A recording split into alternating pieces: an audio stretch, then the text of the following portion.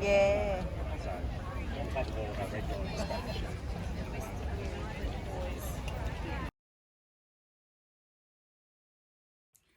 Hello, welcome. This is my March recap video.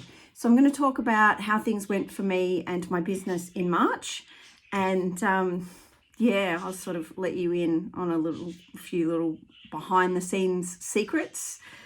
I'll give you a little bit of a hint though. March was poo. It was absolute poo. Another thing though that was good is that last week Mum, Dad, Doug and I, we all went to the Melbourne International Flower and Garden Show. We had an amazing time. It was beautiful, and so I've got some footage of that, so I will add that to the end of the video so that you can see some of the beautiful things that we saw. Now, if we haven't met before, hello. Welcome. My name is Leanne and I am a metalsmith and an artist with a business called Leanne Allison Designs, where I design and create watercolor jewelry and art for eco-conscious souls. So yeah, as I said, March was poo. Financially, from a sales point of view, it was terrible. From a health point of view for myself, really terrible. Just my business barely hung in there for the whole month. I did end up making $155 in sales, which is not a lot, but it's actually pretty good considering I was not able to promote anything. Now, all three of those sales came from, one came from Etsy and the other two came from pieces that I had at Creek and Bay in Seaford. So all three of my sales were from people in Seaford. So Seaford were my champions this month. It was great. But yeah, I can't survive on that kind of money. And but considering everything else that happened during the month, that is, it's not too bad. So my headaches obviously haven't eased. Still not good.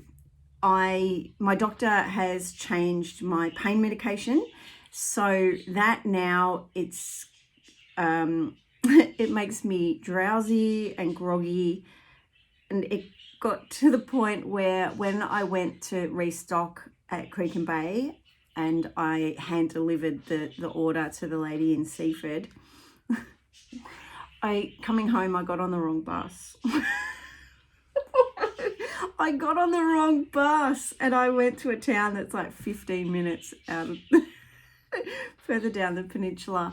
I laughed, you have to laugh at these things. I just got off that bus, crossed the road, got back on another bus, which was the correct bus going back towards my town. So yeah, and then as we were driving along, we passed the bus that I should have been on. But yeah, I was about 20 minutes later getting home, so it wasn't a big deal, but yeah, it was funny. And Doug and I now have this inside joke that when I take this medication, I'm not allowed out on my own. But things have been a little bit tough. I have been struggling with these headaches. All the things I would normally do to ease them haven't been working, but I did last week. I found a lady just around the corner from me who does traditional Thai massage, and so I went to her. Her name is Rin, and I had a massage and it helped.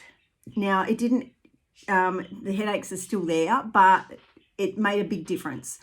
So we realized that there is a lot of inflammation on the fascia of my skull. Obviously, there is a lot of tension in my neck and my shoulders. I'm still dealing with that frozen shoulder, and that's exacerbating everything. But Rin did really well. She only focused on my head, my neck, and my shoulders, which was great.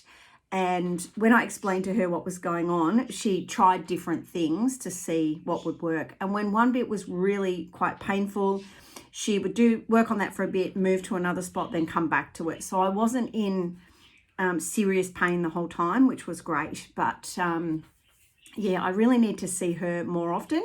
But unfortunately, only having made $150, that will go towards paying my business bills for the month, which I have whittled down to as low as I can get them. But yeah, it sort of doesn't leave much left in the kitty.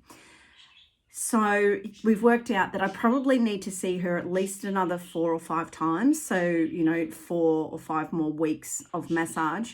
The only problem is I need the massage to ease the tension and the inflammation so that I can make things, so that I can make money. But I need the money to pay for the massage that will ease the inflammation and tension so I can make things, so I can make money. So it's a bit of a vicious cycle. When I'm not able to make money, I don't have the money to pay for the massage.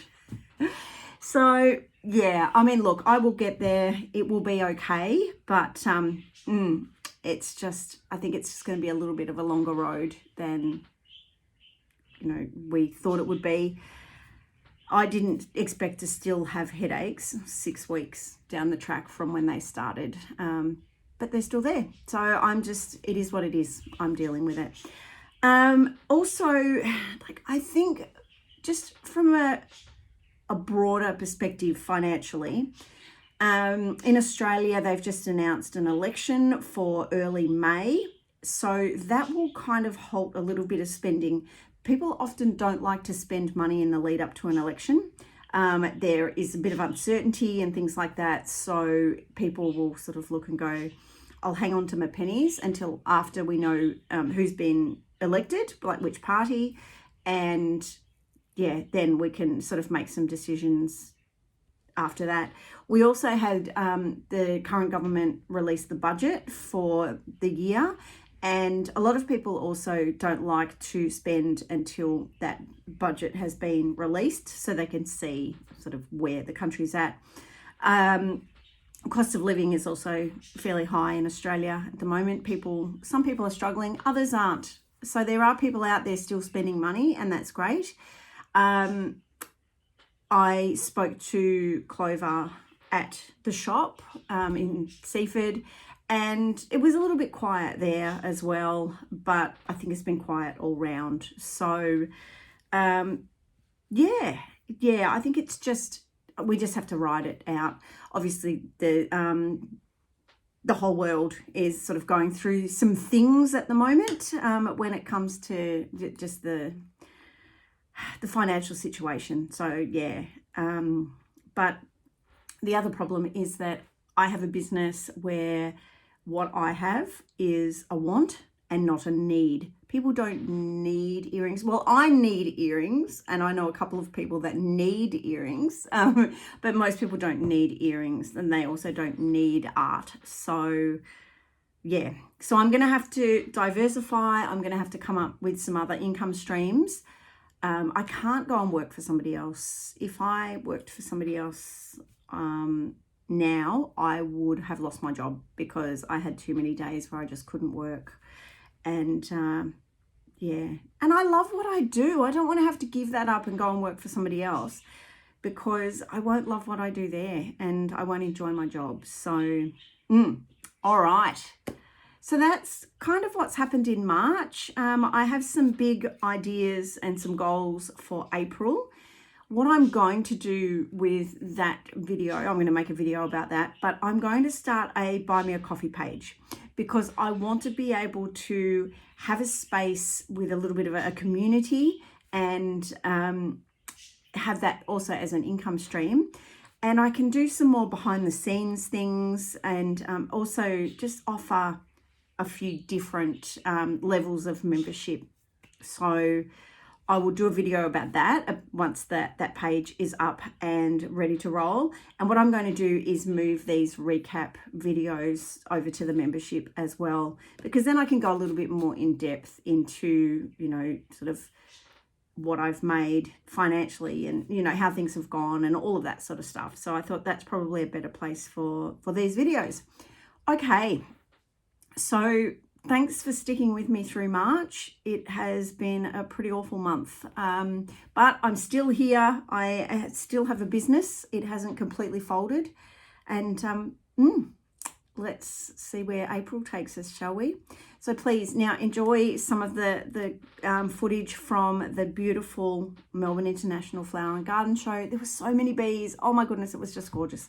But yeah, enjoy, and I will see you in the next video. Okay, bye for now.